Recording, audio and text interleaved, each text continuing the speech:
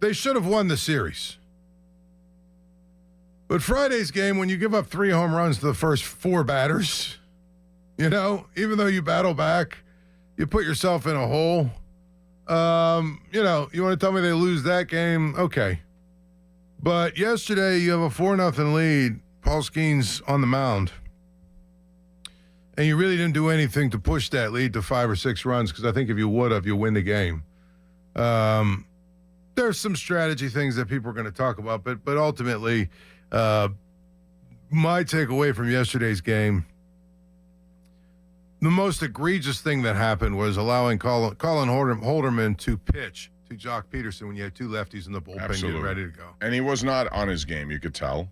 And that's why you have the lefties. If not Beeks, then Chapman, somebody. And Jock Peterson has not had the same kind of numbers against lefties as righties, and that's a guy who can swing one swing of the bat, change it, and that's exactly what happened. Couldn't happen, and it did happen. Right. Well, and I think one of the things about it is Jock Peterson has been a guy who's been a thorn in your side, when you've played him this year. So, to me, that was probably the most egregious thing that happened. And obviously losing 2 out of 3 to the Diamondbacks, it puts a lot of pressure on you now against the Padres. I mean, at minimum, you have to win this series.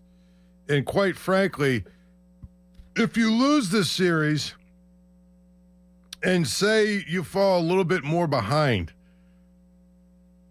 in the wild card race, I think you start to become in that critical phase where you could fall out of it just as quickly as you put yourself in it. So that's probably big picture stuff to me. The big picture stuff is essentially you have really kind of put yourself behind the 8 ball here, because now you're 3.5 games behind. And I think if you look at realistically what's ahead of you, I'm not sure, the Mets and the Diamondbacks, the Braves, the Padres, I'm not sure any of those teams are coming back to you. Well, there are too many. The problem, Paul, is there are too many. Right. If you were chasing one team, it's a whole different situation. You're chasing a basket of teams, and they all are not going to go bad at the same time. That's the problem. Right. So these head-to-head meetings take on even bigger significance, and that's why this series was one that was there for the taking. If not 2 of 3, certainly 3 of 3. And now they have another series coming up against a team that's one of those teams, San Diego. They're playing much better baseball. They're going to have 6 games with these, with San Diego. Therefore, they need to reconstruct their pitching staff and go hard. Forget about saving arms. Forget about extra innings or extra days off. You go with your aces when you get a chance, which means Keller should pitch in this upcoming series. But we'll see what they do.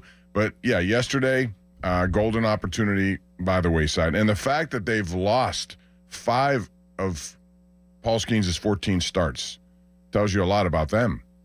Yeah. Because he's pitched well in just about every one of them.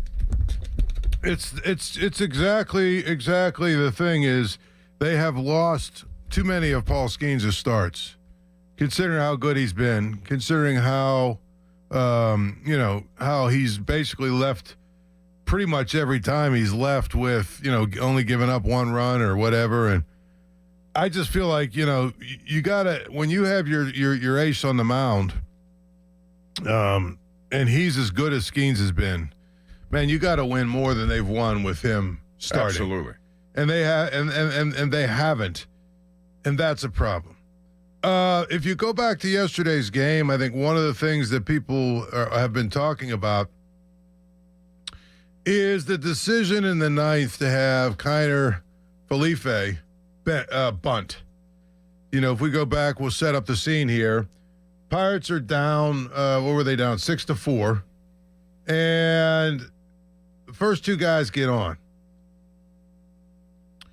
So now you got first and second, nobody out. Kiner Felipe coming up. Kiner Felipe is a guy that you brought in pretty much because he's a really good hitter, right, Bob? Well, he's 290, and this is going to be the secondary thing that you're going to bring up. Holderman was, to me, the number one thing that should have happened. Right. But, Kiner Felipe is a guy who can do everything. He's a 290 hitter, but he also can bunt.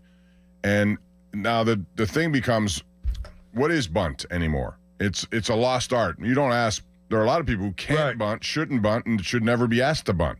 He's one guy, however, because he is good at it, I think, based on the numbers that I saw.